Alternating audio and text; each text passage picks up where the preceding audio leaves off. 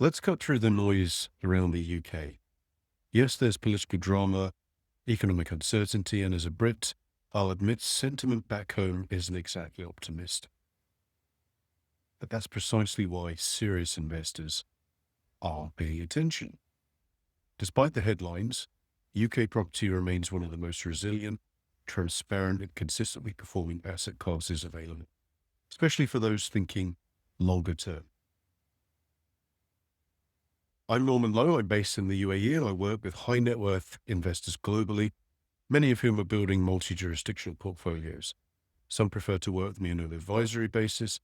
Others work with me on a collaborative way to access fresh ideas and strategic exposure they can't always find on their own.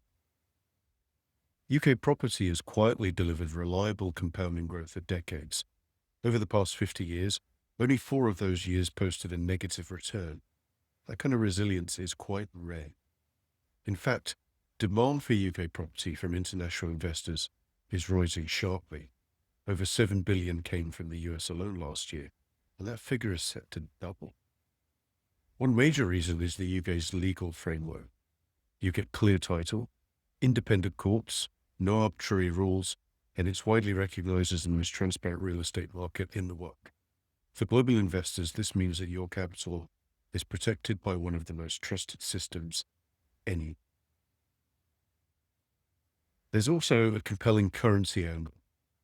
The pound has dropped some 20% against the dollar over the last decade. The dollar-based investor could therefore buy double what they could 10 years ago. And in some postcodes, particularly in parts of London, we've seen price corrections of between 10 and 40% down in real terms. That's quite a rare, genuine entry point, not often seen in this market. But beyond timing, the structural fundamentals are quite hard to ignore. The UK faces a serious housing shortage, arguably the worst it's ever been. Population up by 8 million, but they're only building around 200,000 homes a year, with a shortfall closer to 4 million. This has driven up rents sharply, 14% in Birmingham, 11% in Manchester, kept occupancy rates in most cities above 90%.